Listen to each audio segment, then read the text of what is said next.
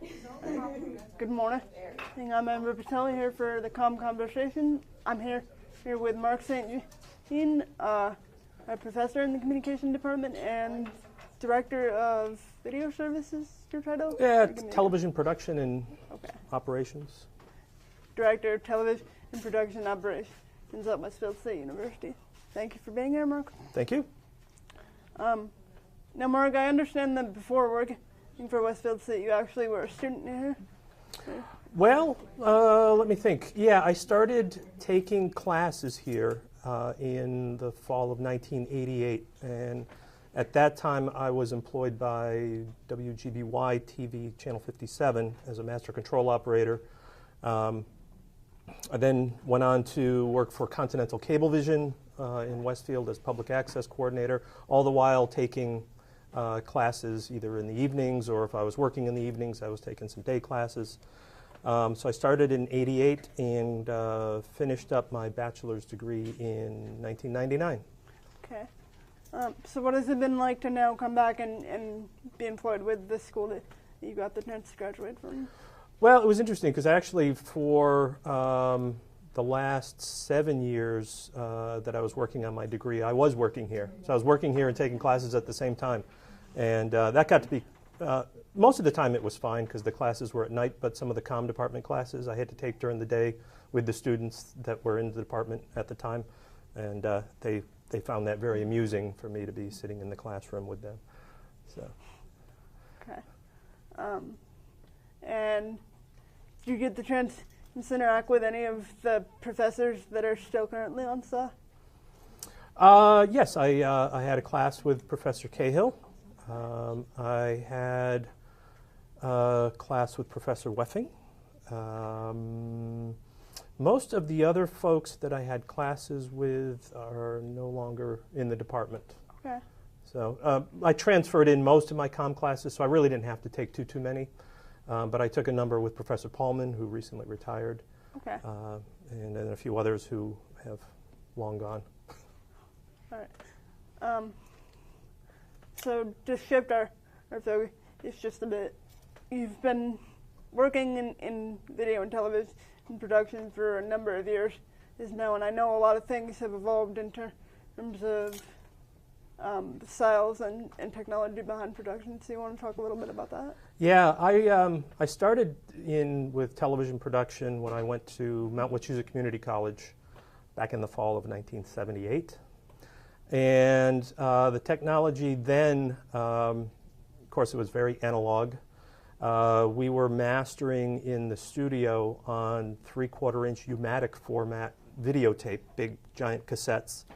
Our field production was still the old Portapacks, half-inch reel-to-reel Sony Portapacks. So you had the camera, which was fairly hefty, and then a body pack that had the tape recorder part of it. And then from there, it kind of progressed. After I got out of Mount Wachusett, I went to work for the Needham School Department for 8 years. And we were sort of half using Betamax and half using VHS format video, still using reel-to-reel black and white stuff, and that's a challenge to edit. I'll be the first to tell you that. But then we eventually sort of evolved into, the whole Betamax VHS war was going on, but I actually worked at a video rental company, and the only things they rented out was Betamax tapes, so they went down the tubes pretty quick. But anyway, so we went to VHS. When I left there and went to Continental, well, I went to GBY, but I was only there for 3 months, so that doesn't really count.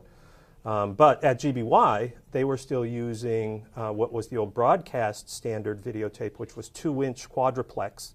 So the reels are about yay big, 2-inch wide tape, huge giant machines that you had to put the tape on and thread it all in and everything. So playback Nova and some of those shows on tape, it was pretty cumbersome.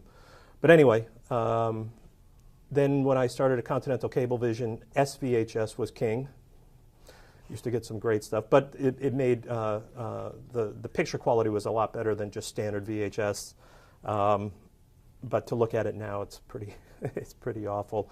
And it was all linear editing. It was not sit and mess around in Final Cut or anything like that. It was, editing footage from your raw footage tape onto a clean master tape, and if you messed up partway through, you kind of had to start all over again. And, very time-consuming stuff back in those days.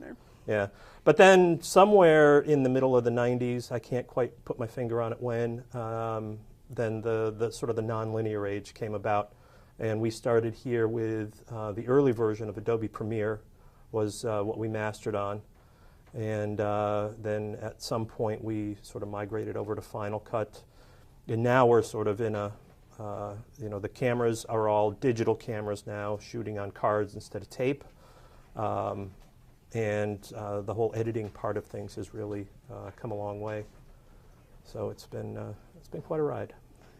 So it sounds like, especially for the purpose of editing, things have gotten a lot easier, at least less time consuming and less physically large. But can you think of any places in this evolution of technology where things may have actually suffered in terms of either the skills people gain or just the way the product comes out? Well, I'm not so sure about suffering, but one of the difficulties is to figure out what you're going to turn your video into in terms of format.